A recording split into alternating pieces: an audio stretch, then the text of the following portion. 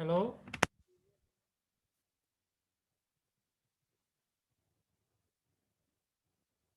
Hello? Do you hear me now? Yes, that's good. Okay. Uh, Good evening from Kurdistan of Iraq, Erbil, the capital city. Maybe good afternoon, good morning in other places of the world. It gives me great pleasure and honor to be with you again in another event organized by MegaMind Plus Academy for Education, Training, and Consultancy. As you know, MegaMind Plus Academy is an independent, non-for-profit academy that focuses on three sectors of education, training, and consultancy, and provides services for different audiences in the country, nationally and internationally, also on topics that are current, that are recent, and that are of for benefit of the public and especially people working in the academia. As you know, that MegaMind Plus Academy has this weekly webinar has been running for 19 weeks now. So every time we try to select an international, national, or local speaker to talk about one of the topics that we think is in the benefit of the participants and especially our audience who are mostly teachers or working in different areas of education, training, and consultancy. Um, as usual, our webinars last for 90 minutes. The main speaker will talk for about 50 minutes, 45 to 50 minutes, and then the rest would be for devoted for discussion and questions and answers and additions if you may have.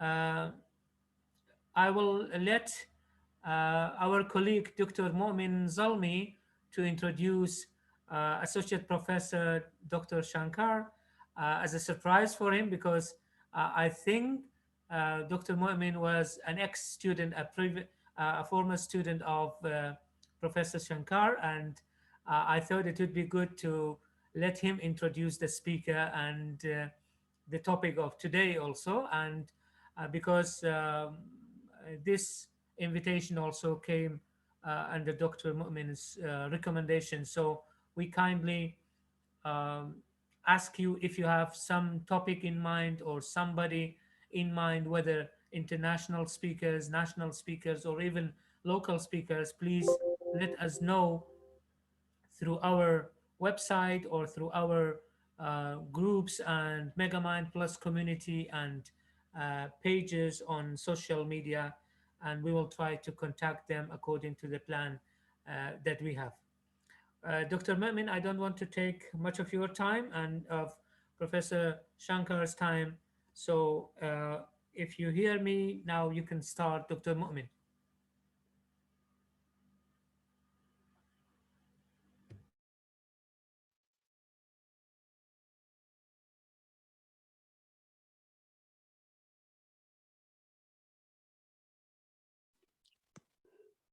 Yes, thank you so much, Professor. Do you have my voice? Do you hear me? Yes, we do. Yes, we do. Yeah. Thank you so much. And good evening, everyone, ladies and gentlemen. Welcome to the 19th webinar of MegaMind Academy Plus. It is really my privilege to introduce the guest speaker of today's webinar, Professor Umashankar from the Bangalore University, Bangalore of India. Dr. Umashankar, thank you so much for accepting this invitation and welcome to Kurdistan visually and hope one day we can have you in Erbil and Kurdistan region. Ladies and gentlemen, our professor was proudly, he has been my professor during my master degree with some other colleagues that we have done our master in Bangalore University of India, 2011 to 2013. And honestly, I can say that his contributions for the courses that we have done with him was about everything. And I'm sure that it will be interesting to have this webinar, and hopefully we can manage more. Our Professor Umashankar has 4 master degrees in psychology, English, linguistics, and business administration. He has got his PhD in English from Golden Gate University, San Francisco, off campus. He has submitted second PhD thesis in psychology at Jain University, Bangalore, and he has been privileged to be in the teaching training dominant for 15 years ago. He presented almost 14 research papers in national and international seminars, and approximately 30 papers have been published by him.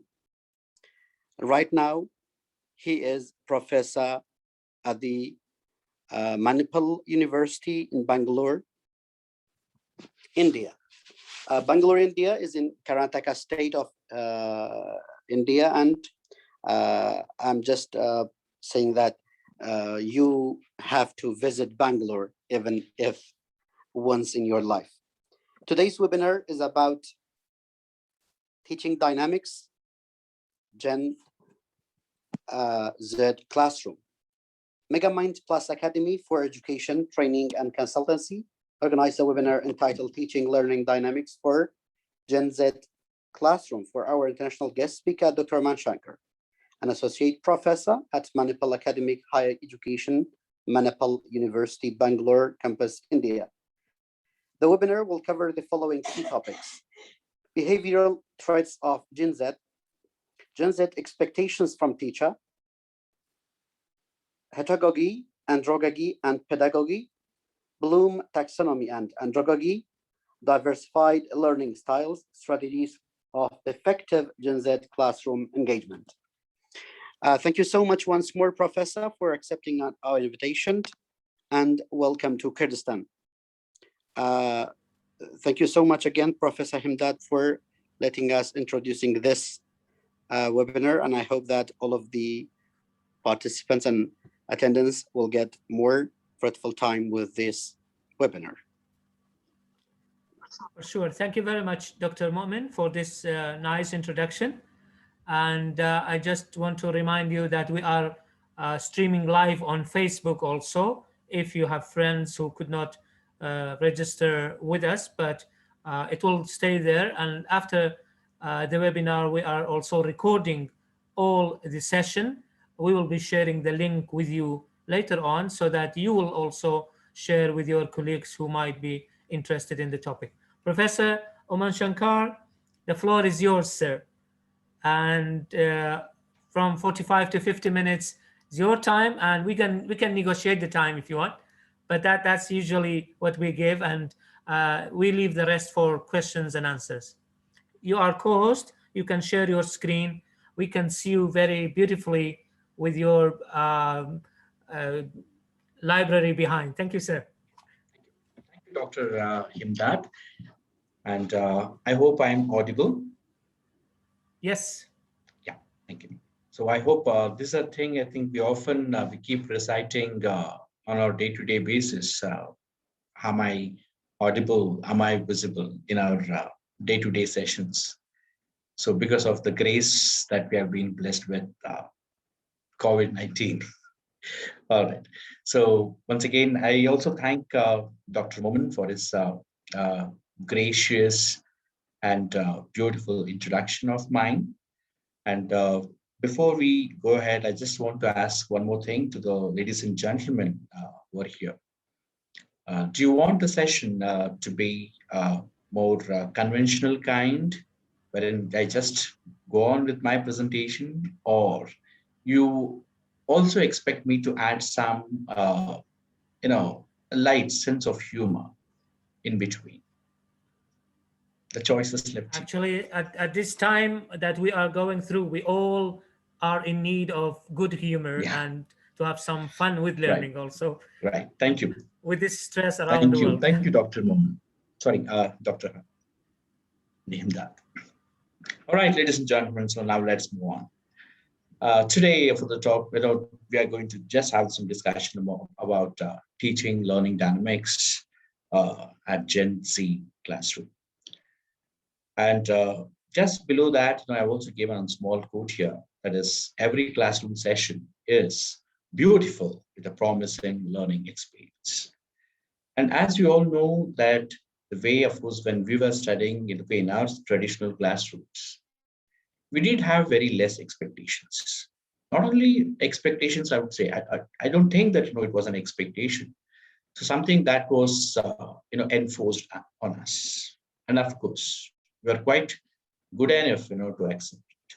But coming to Gen Z, that is the new generation, so what we are finding now. Okay, so of course, in their, view, of course, the learning is something different. And the way, they accept the knowledge, input, that's also entirely different, right?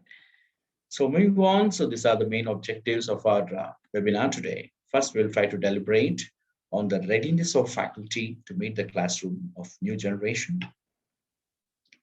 Then we'll try to comprehend various pedagogical, andragogical, and pedagogical approaches in sessions. And we'll try to understand the evolution of contemporary pedagogy. And we'll also try to understand the other dimensions of learning styles of these youngsters, that is through MI theory in teaching practices. And before we go ahead, I just thought, let me just recollect, one of my experiences in the recent past. So it's almost, 1 year ago. It was my session. It was scheduled between 9 and 10:30. And that day, I was supposed to deliver a lecture on transactional analysis. And it was my favorite topic. I say it was my favorite topic. So with the same zeal, I went to the session. Okay, so I looked at my students and they were so energetic. And as you all know, we being the teachers, we get that energy through our students. I was so motivated by their vibes, positive vibes, and I started my session. And I was so enthralled by seeing them because they're so attentive, okay, during the session. So they all were just looking like this. Okay. They just directly they were establishing eye contact with me and they were looking at me. And I was much more, motivated by that. And I just went on. I went on. And of course, I lost, how the time passed. And almost by 10:30, because we all know that 5 or 10 minutes prior to the conclusion of the session, we do come across lots of gestures from our learners that, sir, it's already time. Of course, they don't say it's already time, but they say through the gestures that it's already time, so please go out. But fortunately, on that day, I did not get any such signals or gestures from them. So I continued.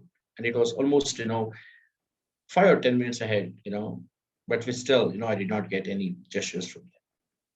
But later I realized that it's already time. It was already 10:40. So then, of course, I timed the class and I was so happy. And of course, I thought that, of course, I've done the best thing, okay, today. And with the same joy, the same smile, I was just coming out of the class. Okay. And by then, some of my learners, of course, they had come out and of course, they were interacting with their peer group. And one of the ladies there, she was talking to the other person saying, I'm just saying this in Hindi. Of course, that lady, she was saying in Hindi, and later on, I'll interpret this in English. She said, Are yaar, subah subah sula diya, which means he made us sleep early in the morning. I was almost, in the heights of that joy. But after listening to that, all my smile came down. And only then I realized that these students are so brilliant that they can sleep while their eyes are opened. So this is what happens in most of our classrooms. We do have certain expectations. We do have certain perceptions. Okay. But yes, we do not know what's happening in the minds of our young learners. Okay, and most of our discussions today might be centered around this. I hope so. Okay, and before we go ahead, I just jotted down a few questions here. Uh, well, if anybody wants to respond to this, you can respond. Uh, how prepared are, that is, we to function in learner-centered classrooms and support personalized instructions? So there's one of the biggest challenges, or one of the biggest questions that we come across. How receptive, okay, are we to engaging students, not just as consumers but also as producers of content? I think this question is very much clear. So we often, of course, look at the students as consumers. It's something like feeding. Okay, we just go with the intention of feeding the students, okay, feeding the knowledge to them. All right, so we have fed them, but have we enabled them to reproduce that content through their behavior, through their actions? That's again a big question mark. Then, are we prepared, to continuously, learn new technologies? As we all know that we are in the world of evolution. So this evolution, not only, of course, happening, of course, in our social life, but evolution is happening almost in all the dimensions, all the walks of life. So evolution is happening even, of course, in our, teaching pedagogies, learning styles of the students and all this. And are we prepared? And of course, that's what we often, contemplate on the importance of learn, unlearn, and read. So yes, again, we have to question ourselves that, are we into the mindset of this? Then, can faculty develop skills to engage in project-based learning? So project-based learning is something, it happens in the mutual consent. And of course, project-based learning is something which gives some kind of experiential learning to our students. Are we ready for that? Then, so are we ready to connect with the students' learning process? All right. So often, when we ask this question mark, when we ask this question to ourselves, again, a lot of other questions also, of course, evolve, of course, in our mind. It's not just, sharing the knowledge with the students. Are we rightly, connecting that knowledge? Are we, enabling that knowledge transforming into the skill set? So that's also our biggest challenge. Because I'm also actually into corporate training. I often discuss with the HR people, particularly like, how industry ready our students are.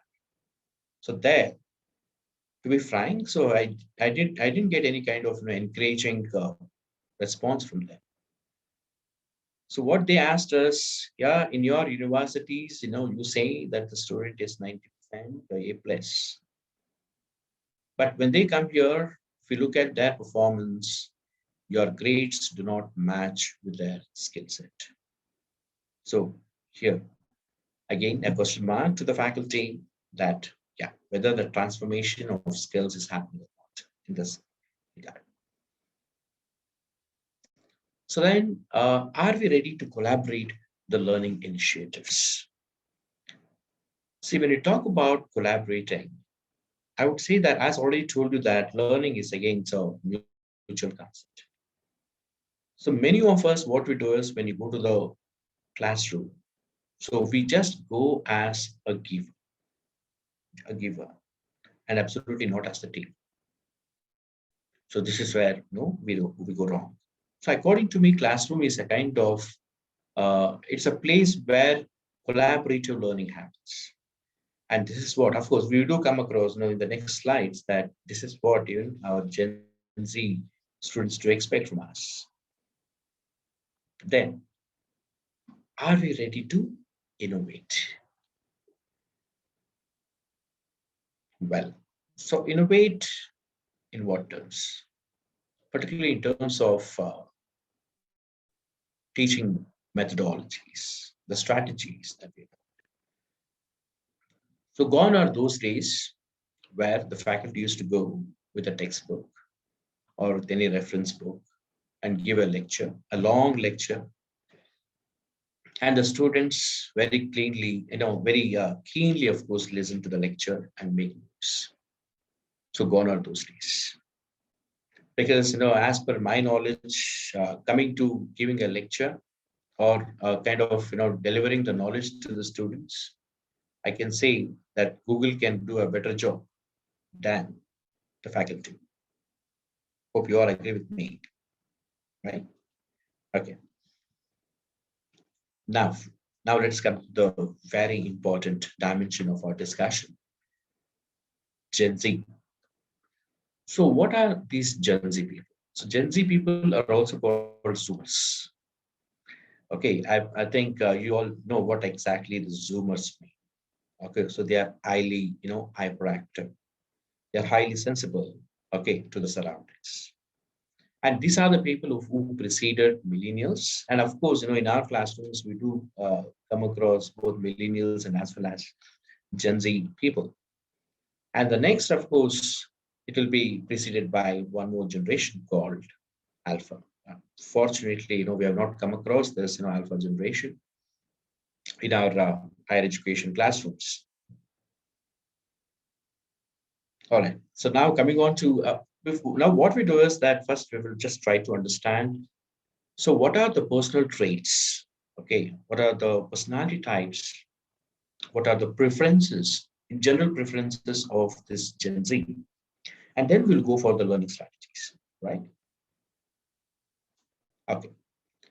So the economist described generation Gen Z as a more educated, well-behaved, stressed, and depressed generation in comparison to the previous ones. So here, when we look at this, I think that may lead to some kind of confusion. So are we dealing with these kind of depressed people? Are we dealing with this kind of stressed people? I'll say one thing. So there is always, again, there is one positive sense here. When you talk about stressed, see, they are stressed because their mind is occupied with so many ambitions. So many ambitions. So they always something like, they always attach some kind of wings of fire, with them so that they can fly higher and higher, of course, in that professional horizons. So they're not complacent like what we were earlier. Okay. So they always have that, thirst or, thriving nature to excel. I think yes, might be because of that they're stressed. And again, in 2016, the Varkey Foundation and Populous conducted an international study examining the attitudes of over 20,000 people. Okay, those were aged between 15 to 21 in almost 20 countries. Okay, there they came across this. So this was the data. Okay, in different countries, and this is about net happiness score of these Gen Z people. But basically, they are happy. Of course, in some countries, like yes, there might be some plus or plus or minuses might be there, but basically, yes, they are happy. So why I'm saying they are happy which mean they are actually receptive to learning. But only thing is, they do have certain terms and conditions. They say that this is how I want to receive that learning. Okay. And of course, I'm also actually showing you some data. Okay, so which I got it actually from McKinsey, one of the world's largest consultants, management consultants, in the world. Okay, So when we look at the source of happiness, you can look at the major chunk. Okay, you can say 94%, which means they focus more on this physical and mental health. And second comes to that 92%, so which means a good relationship with the family. And 91% good relationship with friends. And why I'm saying you this, that is the second part. If you see 92% and 91%, they are actually more connected with the family. They are more connected with the friends. They're more connected with their peer group, which means their interpersonal relationships are really strong. They are actually speaking, they are social beings.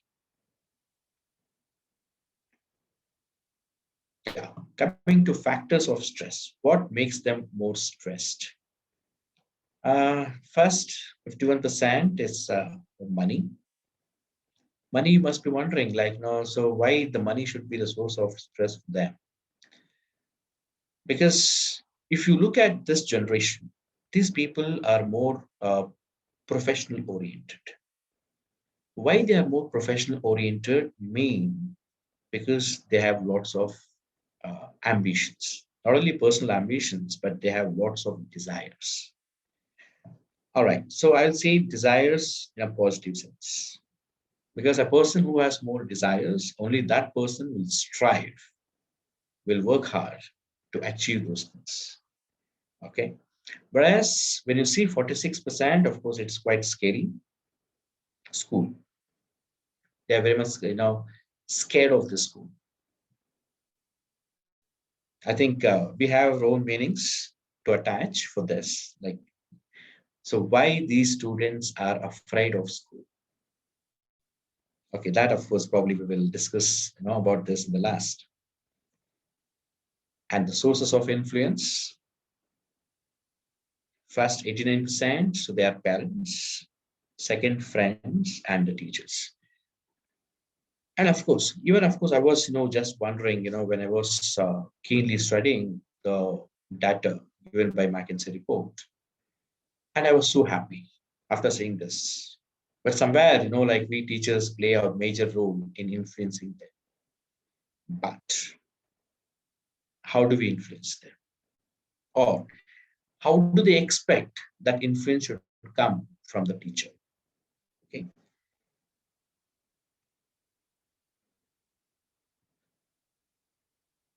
All right. So, sorry, I'm just going back to this slide. Teachers, or to say, for example, let me just recollect the previous one. I just remember one small story. Okay, a kind of an anecdote. I thought it makes a lot of sense here in this 46%. That's where the most of the students feel stressed. I believe you all know about Albert Einstein, a great scientist of the world. And we also know that he received a Nobel Prize for his work, photoelectric effect, but he's very famous for theory of relativity. He's very famous for theory of relativity. In that theory of relativity, of course, I'm not a science graduate. I'm just just speaking in layman's terms. So the theory of relativity says that the days in the earth seems to be much longer than the day in the moon. This is what Albert Einstein says in the theory. As he became more popular through this theory. Okay, so once he was invited as a guest, he went, and of course, when he was addressing the people, so one of them from the audience, he just raised his hand and said, "Sir, I have a doubt." So Mr. Einstein said, "Yeah, what's that?" So then this gentleman asked, "Sir, actually, I read your theory. In your theory, you say, why do you say that the days, the days seem to be much uh, shorter in the moon compared to Earth? That is, The day in the earth is much longer, and the day in the moon something short. So why? So Albert Einstein, like he was a bit confused because he was a layman like me, a person who asked the question was a layman, and he knew very well that if he had explained them scientifically, he may not understand. So he came up with a small anecdote again here. He asked him. So no, he just said something like this. See, assume that you are sitting on a hot stove. See, the day in the earth is something like you're sitting on a hot stove, where even a minute seems to be an hour. So there's something like the day in the earth. If you sit on a hot stove, even a minute seems to be an hour. But and the day in the moon is something like you sit with your very close friend, beloved friend. There, even an hour seems to be a minute. Okay. So then, of course, he understood. That layman understood, like, what's the difference? The difference is very simple here. What kind of emotions we attach with the place, that defines the time should be longer or shorter. So even in the classrooms, it's the same. Because many a times, my students have told me, sir, you come at 4:30. You come at 4:30. Sometimes I take the last session, 4:30 to 6. Sir, you come at 4:30, you give a lengthy lecture, okay? And we look at the watch and it's still 4:35. And we feel as if the time has stopped moving. Of course, they don't tell me, but in others' classes. I'm just trying to, save my face. So what I exactly mean is that they're not more emotionally connected with the learning. That is, we are not enabling them, to connect emotionally with what they learn. And that is making their life miserable in the classroom. And that's what, making them more and more stressed in the classroom. All right. All right. So with this note, let's move on. Coming to this as a source of influence. Yes, if you want to make our students feel themselves in the moon or in the earth, actually it depends on this. Yes, as per the report, yes, they say that yes, the students do okay, look, they do look up to the teachers for the influence. Yes, this again we can take it as a better sign, okay, and we can explore some opportunities to influence. And what could be the concerns or even the importance of what we will discuss about here. So these are the major concerns for the Gen Z people. That is 47%. It's again the family. As I told you that, yes, they are more connected to the family. The social life is very much valued here. And you can just have a look at this again. So here I have brought in again, this is again what actually, I derived it actually from McKinsey report.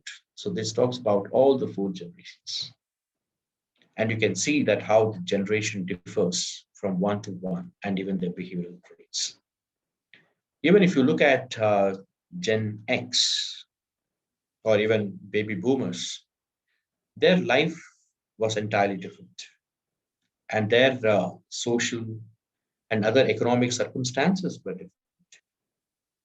But coming to even Y, millennials for some extent, even Gen Z, the way they grew up, and of course, even their economic or even other demographic things were entirely different.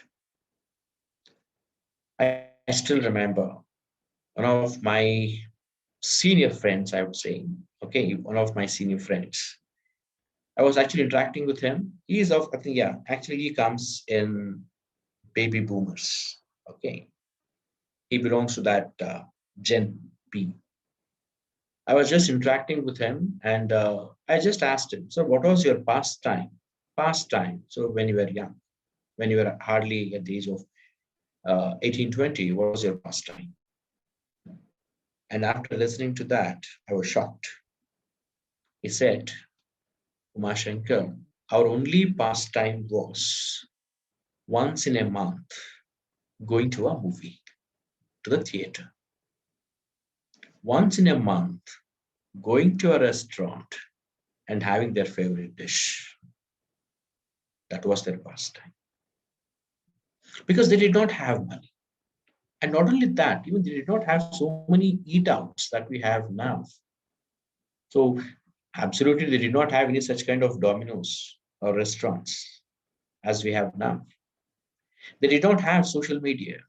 They did not have Facebook. They did not have LinkedIn, no Twitter, nothing. Whereas now, if you see that, Gen Z, so they are exposed to almost all the things. You can see that. So I think, in Gen Z, the second point in the context, they actually, multiple realities they are in. So during Gen B, they had only one reality. But whereas for this Gen Z, they have multiple realities. That is, they are living or they are seeing the realities of all the previous three generations. I think now you can understand how subtle these people are, how much agile these Gen Z people are. Okay, and coming to behavior part, they are something like undefined ID. That is, no, they don't have a specific identity. They have kind of multiple identities, and they are communoholic. They want to talk. Okay, they want to have more dialogues with the people. Okay, and they are more realistic in nature. Okay. All right. So now we are coming to the business. I believe that so far I think we have understood what exactly these people are, what these generations are, and what the behavioral traits of these people. And now we'll just try to connect various learning methodologies, with this generation, right? Okay. So I believe that now these are an upcoming term, I can say, pedagogy. See, I think in the previous slide, we also understood that these Gen Z people, they are digital natives. They can play with the computers. They can play with the technology. Okay. And yes, to be frank, people feel more comfortable with this. They want, so this can become the major source of learning for them. This is sufficient for them to learn. And whereas we are with this. Okay, so we are actually more attached to the books. But yes, those people, they are more actually into, they have actually, what I say, they have arrested the entire, globe in this mobile phone. And through this, yes, they want to learn. That is through online. So when I say that online, it's not that they learn, they want to go only with the online courses. For an example, if I give them any assignment, the first thing, what they try to do is that they try to Google. Right? They try to Google. And if I tell them, okay, you do this or do that, if I give my own definitions of something, they don't take it. They want to explore. They want to explore the knowledge by themselves. So this pedagogy is something, where the student learning process happen actually through internet. All right. And then going to andragogy. So andragogy is something, kind of more of into kind of, adult learning principles. So usually like once, our students are adult learners, probably they may not appreciate the learning that they had when they were children. Okay. Then the third dimension is something of pedagogy, which we are more into that. We are more actually, attached to that pedagogy. all right? Because as you all know that, as soon as, we try to go to the class, the first objective of a teacher, and of course, I'm not generalizing, sometimes our first objective is to teach, okay?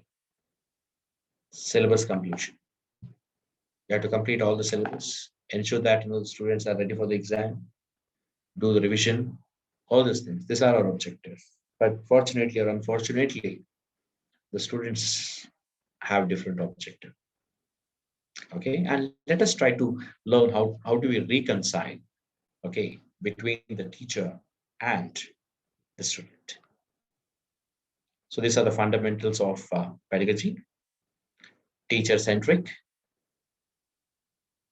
right? So teacher-centric, I mean, where I feel that the students must learn only this. They should not go beyond that. Or something, as a teacher, I feel, okay, the students should learn only through this way, not a different way. Okay. The second one, learners as knave. It is, we feel whenever actually we go for any higher education classroom, this is the biggest mistake that we go to the classroom thinking that our students don't know anything, but actually sometimes in some domains, they know better than us. All right. And one more thing, also, there's one more thing, yes, to be frank, whenever I go to the classroom, I never introduce myself with my qualification. Sometimes I feel scared that, whether the people will accept me or not. Okay, because the students actually, once, if you want to make them student as a name, they don't accept it. Okay, because, treat them as something, as a kind of co-learner, they'll accept it. But if I say, hey guys, you do not know anything, so let me teach you. These people are not ready to accept it. So there, they create one shield, protective shield in front of them. And then strictly supervised. Okay, so wherein, where the teaching learning process is strictly supervised by the faculty. Okay, so wherein somewhere, I feel that this strict supervision is going to suffocate their creativity, right? And then the stress on the theory, knowledge feed, dependence of learners. Okay, so all these are the fundamentals of pedagogy. I think, as we go through this, I think we can sometimes, we can correlate these things with our classrooms. Okay, so coming to Bloom's taxonomy. Of course, usually I think, across the world, so Bloom's taxonomy is a kind of, it's a standard benchmark, okay, for the teaching learning process. Okay. So this is what. See, actually, we go through different stages of teaching or learning process, according to Bloom's taxonomy. The first stage, we enable the learners to remember what they've learned. Then comprehend, understand what they learned, then application. So that is whatever they have learned, they have to apply that. Then analysis. Once they apply it, they have to analyze the results of that application. Then again, they evaluate. And then at last comes the creativity or some kind of innovation. So these are the, various stages of learning process according to Bloom's taxonomy. Well, most of the times what happening is in purely pedagogy, teacher-centric pedagogy, we stop at remembering and comprehension, where we'll make the students just remember what they have learned and just comprehend, just one step above, just comprehend what they have learned. So the purpose of education is lost there, right? So this is what actually major, things, usually happen, okay, particularly in terms of pedagogy and professional education. Okay, moving on to this. Adult learning. Very, very important. Of course, this is what actually I like a lot. So you can just see that line, the art and science of helping adults learn. So we call that as art and science. What is that art and science? And before that, let us bring in some comparison here between pedagogy and adult learning. It's something, adult learning is nothing but andragogy. Okay. As we discussed, it will stop the influence of pedagogy on our learners, on our students, will stop at the second stage, comprehension. But whereas if you take adult learning, the andragogy principles, now it will go up to the creativity, wherein it will enable the learners to be more creative, okay, in the application of what they have.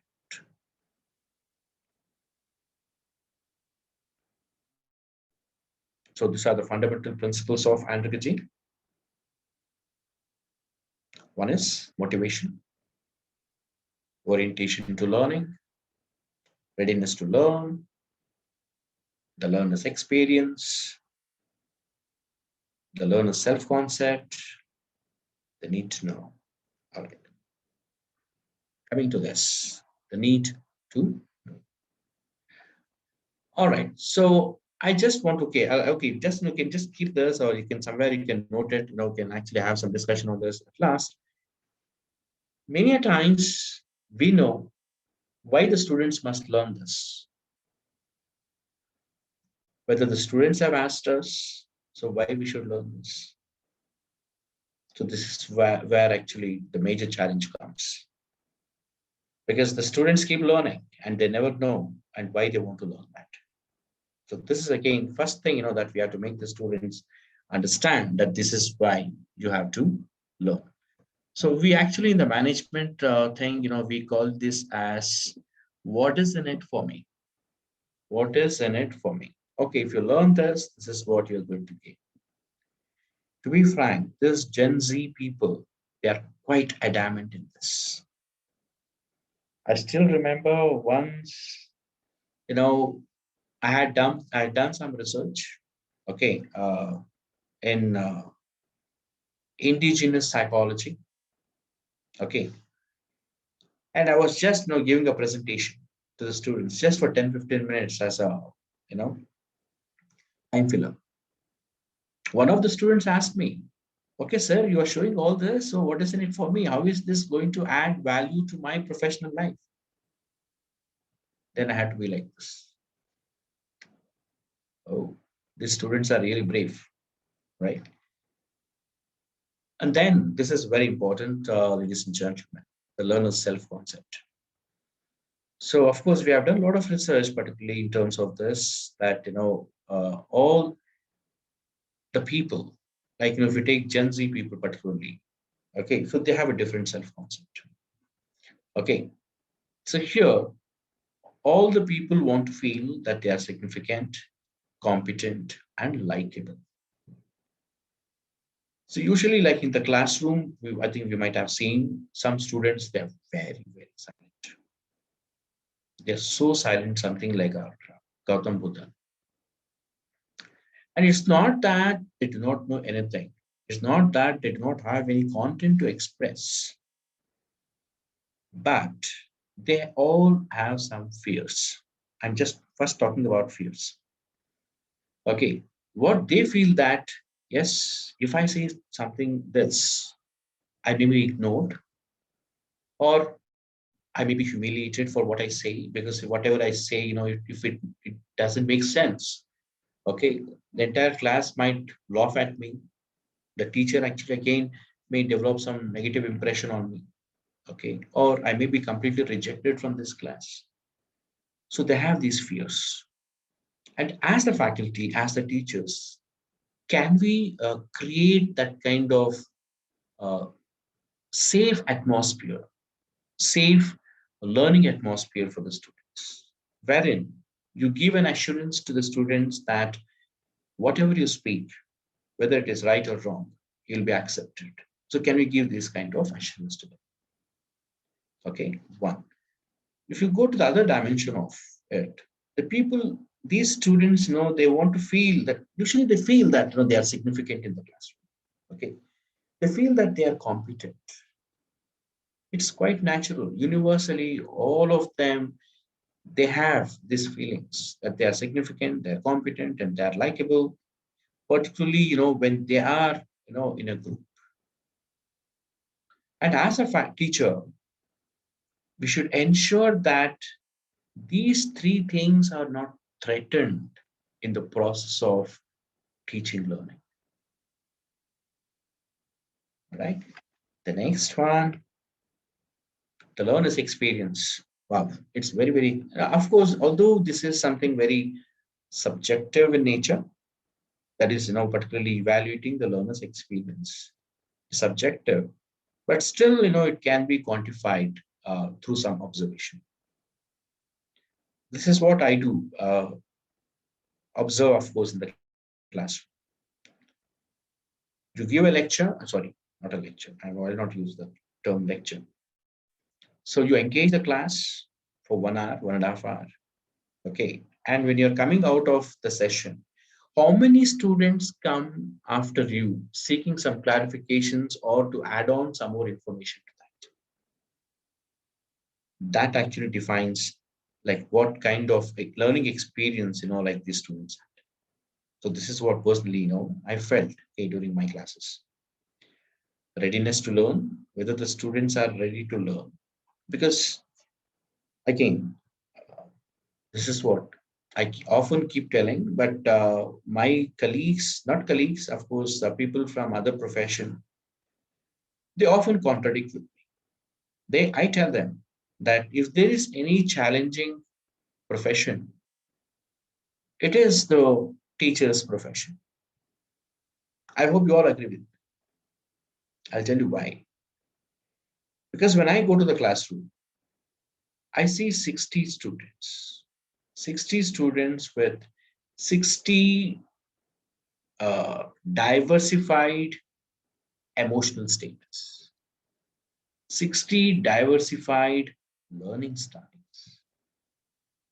Okay. And I don't think that, as soon as, I go to the classroom, okay, immediately I can start the session. So just, assuming that all the 60 people are ready to connect themselves with the learning process. So that also we need to ascertain, when you go to the classroom. That's what I do is that I tell stories. I tell beautiful stories to the students in the beginning. Beautiful story is something related to that particular learning concept for the day. And yes, I assume that, most of the students, majority of them, they love stories because we all are humans, right? So this is our tendency. Okay. Then orientation to learning. So yes, we often, should keep orienting, the students to learn. So as already discussed that, we have to tell them that what is in it for you, okay, if you learn. Then motivation. What is that motivation you are giving to the students in the class? Again, it depends on each individual. Okay, that some of the students, they love to be recognized in the classroom. Okay, or some of the students might be, again, let me just put forth this before I forget this point. Students are not so bothered about the grades. It is not the grades actually that motivate them. It's not the grades. But once, if we can boost their self-esteem in front of others, if we can, help them to build their personal brand, in the classroom, that will definitely motivate them. And not only that, the peer group. So what I usually do is that, my lecture would be very minimal. But what I do is that actually I may just form the groups, okay, the peers, okay, and each, group, I'll be giving some assignment and they'll be working together, they'll be coming, in front of the class and they'll be sharing. So this is what motivates them. That is to learn in the group. All right. So like this, as a teacher, we must also try to understand. So what actually motivates the learners? Okay. And coming to the next, this is very important for us as teachers. Yeah, I believe we teachers, we all are humans. We all are humans. Any contradictions with this? I believe we all are humans, right? So if we all are humans, obviously biases should be there, right? So, but when you go to the classroom, you should ensure that these biases are minimalized. One is, again, coming to framing cognitive bias. See, when we talk about framing of cognitive bias, it depends on the teacher's personality, teacher's mindset. Okay. I'll give you an example. This old example, right?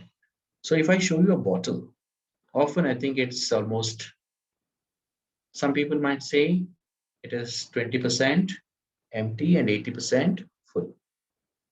And some people they say it is 20% air and 80% water, right? We have different way of looking at the things, looking at the world. So alike, what we do is we are just carried away by our cognitive biases when we are looking at the student's performance. So that has to be neutralized. Then anchoring bias. So anchoring bias is something, what we actually do is we look at that person's, the first impression.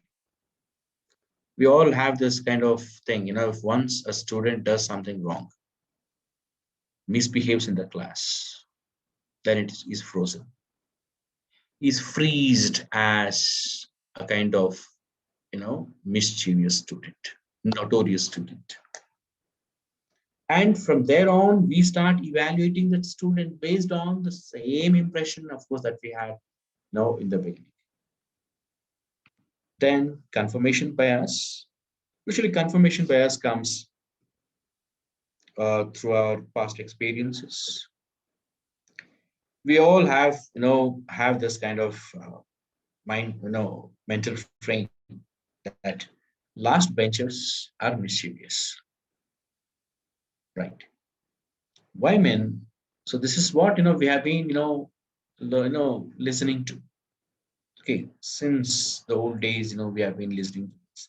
The people, those who go and sit, of course, in the last bench, they are mischievous and they don't have any seriousness.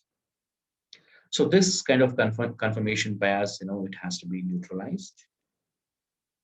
And then herd mentality. It's very simple. Assume that I have one fact. Okay, I have my colleague. My colleague comes and says, "Hey, you see that Dr. Mohammed? Okay, so all right, he's not a student. Okay, you see, Mohammed is a very mischievous student. So then what I do is I also start, developing my own mindset about Mohammed. Oh, Mohammed is not a good student. Now, actually speaking, Dr. Mohammed was one of my favorite students, in my class. I'm just giving an example here. That's it, right? So these are the biases that we need to neutralize, of course, as a teacher when you go to the class. So these are a few things, when you talk about, how this andragogy, pedagogy, and again, pedagogy, all these, learning theories, of course, evolved through various time frames. So I'm not explaining this. Probably I'll share this with you later.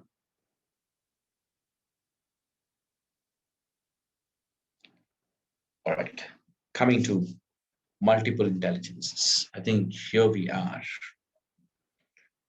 Very important thing. I just want to know, yeah, before I go ahead, Dr. Himdad, Yes, Professor. may I know if that file has been shared with the participants? Yes, it has been shared with them. Some of them had Okay, problem, but okay, yeah, okay. it was sent to them the second time All right, also. all right, all right. Thank you, We doctor. shared Thank you, it with the doctor. group also, participants. Okay, We had a file, okay, an Excel file shared okay, by okay. Professor. Yeah. Right. Thank you, doctor. You're welcome. All right. So I believe that, like Dr. Himdad, shared one file with all of you. I think you also took the test. And I think, and you also saw the results and where actually usually you stand. Which learning style, of course, where, you fall into. Alike, given how students have their own, learning styles. Say, for an example, uh, all right. So I cannot see like, no, okay, you can just unmute yourself and you can just say that. Can anyone say who is that first person? I've just mastered it. From the left to right, Yeah, from the left, right. Yes. Albert Einstein. Perfect, doctor. Yes, it's Albert Einstein. All right. The second one, any guesses? All right. I can also give you a hint. If you cannot unmute yourself, please, you can write it on the chat box. Yeah. Yes, Sangar Ismail has written Gandhi, Soman Ozad, Gandhi, yeah. Perfect. Dr. Momin Mahatma also, Gandhi. Fatima, yeah. Yes.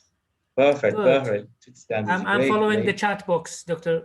Oh, Professor. thank you. Thank you, doctor. All right. So the third, I'll Third give you a one. hint. Third one. He's a very famous spiritual leader in Dalai India. Lama. Dalai Lama. I don't know, actually. All right. Swami Vivekananda. All right. The fourth one. Vikande Balaji Basutkar has written, yeah, Vivekanand. One of the renowned musicians. Of course, he hails from India, but globally he's a renowned musician. The fourth one, Rahman has written Al Pacino. I don't know. You're almost there. It is Yahya Rahman. No. Yeah. All right. Number 5. Second row from the bottom, from the left. Yes. Any guesses? Any guesses? Agree. Okay, Rahman is still defending his Al Pacino guess. There was one movie, actually, Hollywood movie, almost three parts. Part 1, 2, 3. And he was a great teacher of a great student who was into martial arts. The famous Bruce Lee. Yes. Charitra H.G. has written that. Bruce Lee? Yeah. That's what. One more person? One more person? Of Bruce Lee, the teacher of Bruce Lee? The teacher of Bruce Lee, Bruce Lee, his master, Ip Man. Perfect, Dr. Hindad. Perfect. Yeah. No, it is still Charitra. Okay. Yeah. Okay. All right. So the sixth one. Next, Balaji Basutkar has written is Aurobindo. Wow, excellent. It's a right guess, Sri Aurobindo, one of the famous poets in India, and also a spiritual leader. Oh, sorry. Sorry, I revealed it. Was exposed. Yeah. So, number 7, any guesses? Dostoevsky. That's Rahman Kalender has written that. Dostoevsky. No. No. All right. So I'll just give you a hint. He's called the nature poet. Zaradasht. No. Alan Anwar has written Zaradasht. So actually, he's a British poet. A British poet? Yeah. Wordsworth, William Wordsworth. Perfect. That's written by again Charitra H.H. but with 2 question marks. So okay, it is William Wordsworth. The next. Okay. The last one.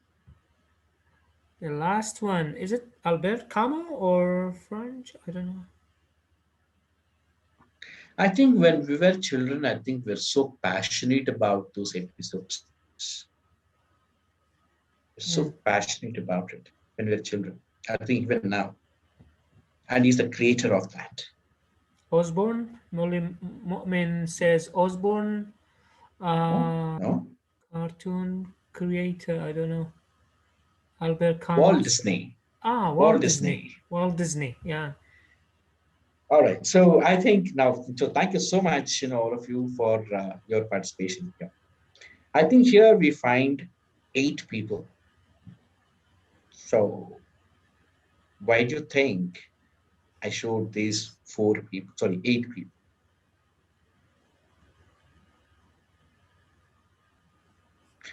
All right.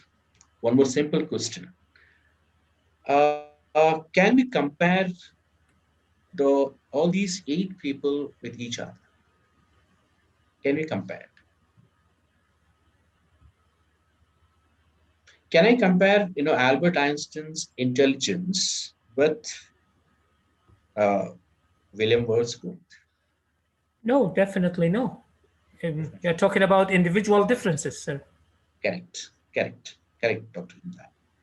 So here, of course, when we go to the classroom, we do find all these 8 kinds of people with different intelligences, with different learning styles.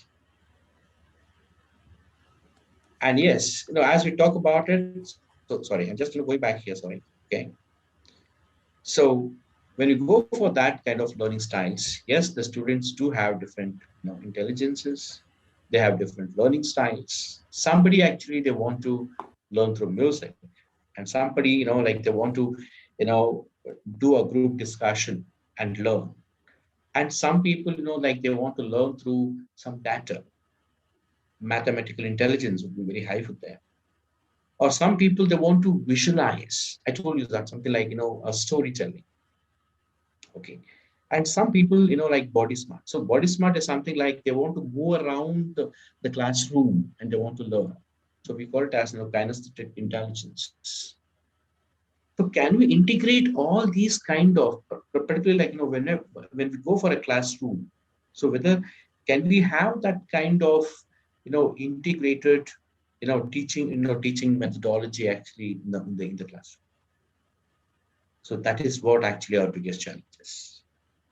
Okay, and yes, it's not a challenge. Okay, you can make that things come true. So that we can easily connect the knowledge skills with the students if we give them how they want. This is what actually I wanted to say through this. And when it comes to talk about the suggested modes of felicitation, and of course this suggested okay, one more thing. So I've used here the word felicitation, not teaching, because whenever we go for higher education, it should be a kind of felicity. So you cease to be a teacher, but you become a moderator of learning process in the classroom. You become a felicitator. Okay. So coming to talk about that felicitation, yes, derived from that multiple intelligence theory. So I've suggested a few few strategies here. So technology-based learning. So as we all know that this Gen Z people are so much passionately, emotionally connected with the computers. Okay, so we can actually take the advantage of that. Okay, and actually I try to stimulate that learning through that. And Sir, then, can I just remind you of the time, just because we are yes, past Dr. Hindat. exceeding our Yeah, time? Yeah. yes, Dr. Hindat. Sure, So that thank we you. have So some time for questions and yeah. answers. So this is the last slide. Okay. So then, we have to understand what would be the simulators in the beginning of the session.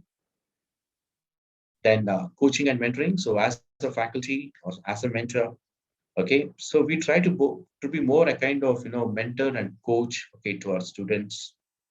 And then reverse mentoring. So reverse mentoring is very, very important. And see, if you can also adopt it actually in your higher education classrooms. So where it's not only you mentor, whether they can also mentor you, whether they can also mentor us. Because in some of the dimensions, like even if IT or something, they are more knowledgeable and more natives. Okay. So then group discussions, role plays, case studies, and self-reflective. So this could be various strategies, where we can facilitate the learning process in a classroom. It's not just enough we are facilitating, but we're also creating that kind of a rich learning experience for our students, right? So this the most awaited slide, I believe. Thank you so much. Thank you. And yeah, now we are open for Thank you very discussion. much, Professor. Thank you, Dr. Himdad. Now we are. Thank you very much, Professor. That was really very interesting and very informative. Thank you. And I personally have got benefit from it, and I'm sure that the participants and the audience watching us live on Facebook also got benefit from it actually. Um, there are two ways to ask your questions. One in the chat box if you have something to write, and then if not, you can raise your hand um, using the icon, and we will allow you to talk. I will start with one general question about the traits and characteristics of Gen Z. Are they really universal, internationally accepted, or they change from one culture, one community into another, Professor? All right. Yes, Dr. Himdad, indeed, it's a very good question. So there are certain traits. Obviously, the culture has got its own influences, okay, on the Gen Z. But Mm, however, when you come to actually a kind of their behavioral traits, might be that beliefs or their values might differ, but their inclinations towards the things they're mhm, almost the same. mhm. Okay, but yes, in some cases, yes, where the technology, okay, has not much penetrated into. So there, the cases might be different. But overall, if you take, yes, the traits would be the same. Good. Thank you very much. Dr. Mohammed, do you have something to say before we take questions? Okay, if you have questions, you can request that by raising your hand or writing in the chat box. Uh, Dr. Momin, I'm asking you to unmute if you want to say something.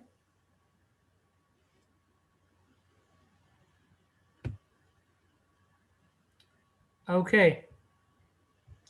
Actually, this until we get questions, sir.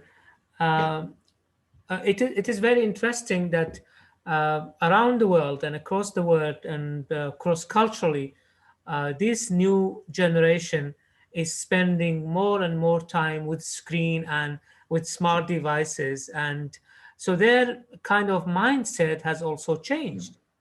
And when their mindset changes, their learning strategies would be also, as you said, learning experience. They are ongoing process of learning experience. And this learning experience will be reflected in learning their teachings, their concepts, their languages, if they are learning language actually. So I believe as teachers, we need to think of the future, further future actually. 10 years from now, 20 years from now, what would be the characteristics of the after Gen Z generation, let's say? What do you think will be the future generation characteristics that would be different from the Gen Z? All right, Dr. Hinda, again, it's a kind of uh, a mystical question, I can say, Yeah, that's right. quite mystical. So because whatever the research we have done, and yes, again, it's something empirically, something based on empirical data, Uh-huh. so that we are actually making some assumptions. But we do not know what our world would evolve into after 10 or 20 years from now. So I believe 15 years ago we never knew that uh, we can actually operate, or we can actually we may be having actual webinars like this, and not just 15 years, just a couple of years ago we did not know that we'll be having this kind of webinars. Yeah, And that's the that's thing, we often we say this VUCA world, actually we say VUCA, where this world is more volatile, Okay, and of course, so more volatile, more ambiguity. Mhm. Okay, so more complex. So nobody actually is unable to predict, like what is going to be our world probably after a couple of years from now. Because as such, the evolution doesn't have a proper way, proper direction. So this is where actually we have to evolve into. Yeah. But still lots of research is happening, but it's something like where what we say, like the meteorological departments say, today there might be a heavy rain, but today it doesn't rain at all. So probably it may rain after some time. Okay, sir. So it's becoming yeah. Mhm. One of your Yeah, yes, doctor. ex-students is also with us, in addition to Momin. His name is Dildar. He said, you reminded me of the great stories that you told us in 2011 in order to motivate us. Oh, His name is Dildar Qadri. oh, okay. Oh, Mr. Dildar. Yeah, I was Yeah, just wondering. I was just looking at his name. I was just wondering if he's the same person or a yeah, different he is. person. He, So he is actually. thank you. We have Thank you, one Mr. one general question from Rahman Khalandar Hussein. He says, Yeah. "May you please give more detail about young people before and nowadays? Just a simple. I Mhm. think you talked about it in one of the Mhm. slides. The difference between generations Correct. and their Correct. characteristics on different Mhm. levels." Correct. All right. So they want some more information about That's what he these. says. If you Okay. want to add Okay. something more. All right. So one thing I would like to tell you is, yeah, this is what it's not just for my personal observation, but I've also come across this in various research studies. Mhm. So this Gen Z people are not ready to accept the greatness of the faculty. Absolutely not. Mhm. So somewhere actually I would like to elaborate on that. So I think the previously I said that I do not want to introduce myself with all my academic background. So because the people, the first thing the question mark comes to them is, all right, so you have so much of academic excellence. So what is in it for me? Okay. Mhm. And they actually, like you, okay, like you in the sense, the way of your teaching, only when you make them superior. It's not that you have to, as a teacher you have to become superior, but make that student understand or make the student feel that you are actually a very important presence in my classroom. Mhm. So once if you can keep their self-esteem high and make them feel more important in the classroom, so then they'll be more engaged in the learning process. And I often do this actually in the classroom. Okay, I'll just go to the class, or if you want, you can also try this, ladies and gentlemen, in your classroom. Just tell them, my dear students, you're so fortunate to have a teacher like me. Mhm. Look at the response, and you can also give simultaneously you can give the other statement. My dear students, I'm so fortunate and privileged to have such elegant and vibrant students like you. So let's see for which Mhm. statement you'll get much acclaim or good response. Probably absolutely not for the first one, the second one. Ec- Sure. The second one, yeah. So this is the one thing actually I would like to request all of you, that make the students feel they are very, very important in the classroom. So then they'll be more and more engaged. And yeah, so never, you know, trumpet our own excellence. Very good, sir. Another student of yours is sending his hello, Razgar Usman, I think. Oh, Yeah, Mr. Rizka, he is Professor also Rizka. here. Yes, So, and others also wish that you will be with us again in other Zoom meetings, other webinars in the future also. my So, if privilege. there is no further question from the audience, I guess that would be it. Dr. Momin, are you with us still? Do you want to say your final word and we will close it? Yes, thank you so much once more, dear Professor Wanshaka and It's really honor to have you, and it has been a long time that we couldn't have even visual meetings due to the schedule time frame that we have done. And thank you so much once more, Professor Himdat. This is really my honor to be here with both of you, two of my distinguished professors in a different stages of my study, one from BA and one from my MA. So again, thank you so much for all of the attendants and participants, and hope that you have done a prosperous time with our webinar. Thank you so much once more. Thank you, Dr. Mohammed. In the name of MegaMind Plus Academy for Education, Training, and Consultancy, I would like also to extend our thanks to Professor Umashankar. I called him Dr. Shankar on his demand, actually, but Professor Umashankar is a famous international figure, and we were honored to have you with us tonight. And thank you for the audience for being with us. Thank you for Shamal, for Kak Shamal, for organizing the forms and the emails and the groups. Thanks for Pshtiwan for designing the poster. And thanks for dear audience for staying with us for 90 minutes from their maybe rest time, which is usually the evenings with the families, which shows how motivated and how enthusiastic they are in order to have more knowledge. And that is in order to share it later on with their students or with their colleagues later on. Dear participants and audience, this session has been all recorded, and we are going to share the recording link with the groups. And with this, we are going to end our session. Professor Umashankar, if you want to say your last words, and that would be it. Your mic, now is on. Yeah. So once again, I thank Dr. Himdat for such a wonderful opportunity. And to be frank, I'm much more delighted, to see my my vibrant students again, Dr. Mohammed, Professor Rizgar, and as well as Mr. Dildar, and all the participants, so for being more participative and inquisitive, in learning the things. And I wish you all the best for your professional career.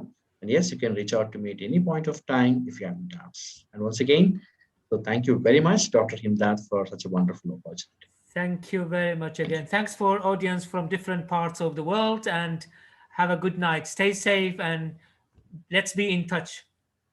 With your permission, I'm going to end the session.